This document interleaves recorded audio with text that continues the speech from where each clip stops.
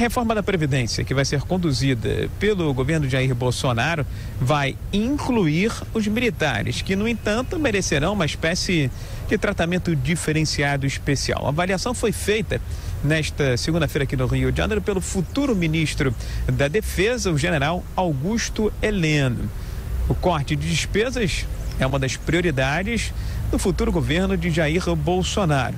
E isso passa obrigatoriamente pela reforma da Previdência. A Previdência Social consome bilhões e bilhões de reais anualmente. Para que se tenha uma ideia, em 2019, o Brasil vai completar o 6º ano consecutivo de déficit fiscal. Algo em torno de 140 bilhões é o que está previsto. Para esse ano, mais ou menos 160 bilhões de reais. Embora seja um defensor da reforma da Previdência para ajudar no corte de gastos, o general Augusto Heleno entende que a carreira militar é diferente, tem especificidades, peculiaridades em relação às demais carreiras. Por isso, é preciso pensar numa espécie de regime diferenciado para os militares quando o assunto Previdência for tratado no governo de Bolsonaro. Algumas coisas podem ser discutidas, mas é uma profissão totalmente diferente,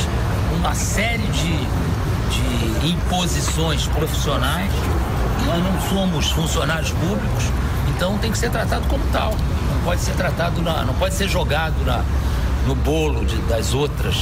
São coisas que têm que ser tratadas com a devida exclusividade, tá? Porque tem muitas coisas que são exclusivas dos militares. Por exemplo, general? Por exemplo, não ter fundo de garantia, tá? Muitas vezes não tira férias, trabalha sábado e domingo, passa uma semana na selva. Não está descartada a possibilidade de Ilan Goldfein, presidente do Banco Central, ser mantido no cargo no futuro governo de Jair Bolsonaro. Nesta segunda-feira, quem se despediu do comando do PSL foi o advogado Gustavo Bebiano Rocha. Quem reassume o comando da legenda é o empresário Luciano Bivar. Esse é um acordo que já tinha sido feito desde o início da corrida presidencial. E Bebiano negou a Jovem Pan que haja qualquer tipo de divisão ou de racha. Ele foi uma espécie de braço direito de Bolsonaro durante a campanha presidencial.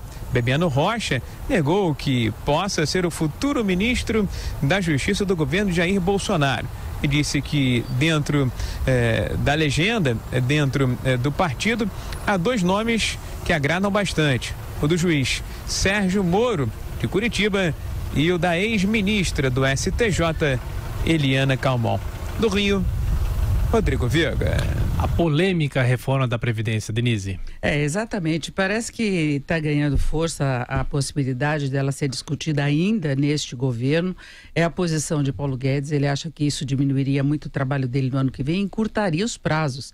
Porque se tiver que apresentar uma nova proposta, isso pode se arrastar ao longo de 2019, porque é toda uma tramitação complicada por se tratar de uma emenda constitucional. Então teria de ser apresentada à comissão na Câmara, aprovação na Câmara, depois no Senado, com muita burocracia, 3/5 das casas tendo de aprovar. Então é muito complicado. E basicamente parte da proposta da reforma da Previdência é muito parecida com a de Michel Temer, é aquela questão do limite de idade para aposentadoria. Isso é que vai estancar o que Paulo Guedes me disse ontem, inclusive, que seria a bomba demográfica, que é a expectativa de vida maior, que faz com que as pessoas fiquem recebendo benefício por um prazo cada vez maior também, e isso vai aumentando o rombo da Previdência. Agora, resta ver como eles vão equacionar a questão dos militares, porque os números são bem negativos. O déficit dos militares inativos e pensionistas em 2019, portanto, no ano que vem, está projetado em 43,3 bilhões de reais contra 42,6 bilhões previstos para este ano. Portanto, é um rombo imenso, sim. Pode haver um tratamento diferenciado por causa dessa diferenciação em relação a direitos trabalhistas, as condições, mas não dá para a gente conviver com um rombo desse, e todo o ajuste se dá em cima do trabalhador da iniciativa privada, ou mesmo pegando o funcionalismo, que não deve escapar dessa reforma. Aliás, as mudanças implementadas por Temer já contemplavam essa igualdade aí das condições para os trabalhadores do setor privado e também para os funcionários públicos. E um outro ponto que Paulo Guedes disse que vai defender também É a independência do Banco Central que poderia ser definida agora. E aí, Ilan Goldfein decidiria se ele ficaria ou não no governo. Ele gostaria que ele ficasse, porque ele tem exercido um papel muito importante, executado a tarefa dele de controle da inflação com muito sucesso. Então, ele gostaria que ele ficasse. Agora, Tiago, só mais uma coisa que Lorenzoni também está provocando ruído. Ele falou em algum controle sobre o câmbio, o dólar. Isso. Ele até salientou que ele é veterinário, que ele não entende de economia, mas fala isso. E Bolsonaro também tinha falado. Então, é uma questão que deixa aí em aberto se haveria esse controle artificial do câmbio, o que é negativo. As pessoas reclamam muito quando o dólar sobe demais, mas ele sobe pela falta de controle de outras áreas da economia. Ele é muito termômetro de expectativas, de preocupações do mercado, de fluxo de investimentos. Então, são questões que estão sendo delineadas agora e a partir de hoje deve haver um trabalho mais conjunto entre a equipe de transição e a atual equipe de governo.